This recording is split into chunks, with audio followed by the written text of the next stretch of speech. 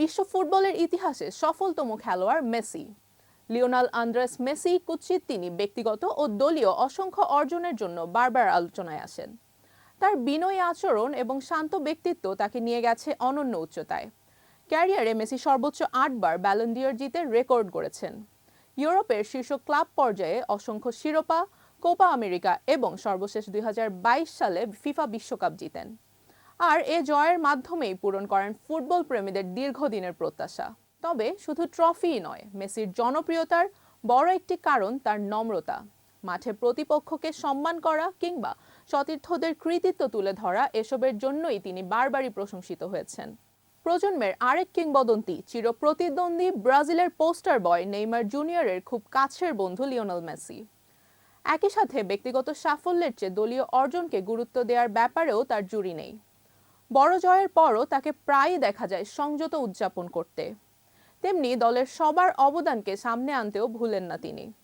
2022 সালে দীর্ঘ 36 বছর পর শিরোপা জেতে আর্জেন্টিনা, আর বিশ্বকাপের সেই বোনাসের অর্থের উদ্যোগ সবার মন জয় করে নেয়।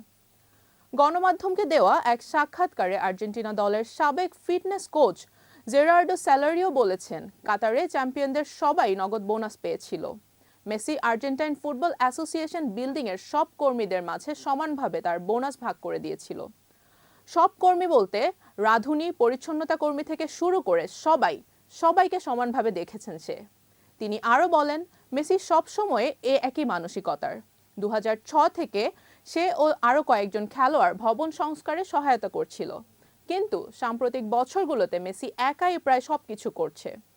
ফুটবলের বাইরে বিভিন্ন মানবিক উদ্যোগেও তার নাম উঠে আসে সবার আগে। নিজের প্রতিষ্ঠিত ফাউন্ডেশনের মাধ্যমে দীর্ঘদিন ধরে শিশুদের জন্য শিক্ষা ও স্বাস্থ্যসেবা নিশ্চিত করতে কাজ করেছেন তিনি। অর্জনের দিক থেকে যেমন তিনি অনন্য, তেমনি আচরণ ও ব্যক্তিত্বে অনেকের কাছে তিনি একজন আদর্শ ক্রীড়াবিদ। তাই কোটি কোটি ভক্তের কাছে লিওনেল মেসি শুধু একজন কিংবদন্তি ফুটবলার নয়, বরং বিনয়, পরিশ্রম ও অধ্যবসায়েরও এক উজ্জ্বল দৃষ্টান্ত।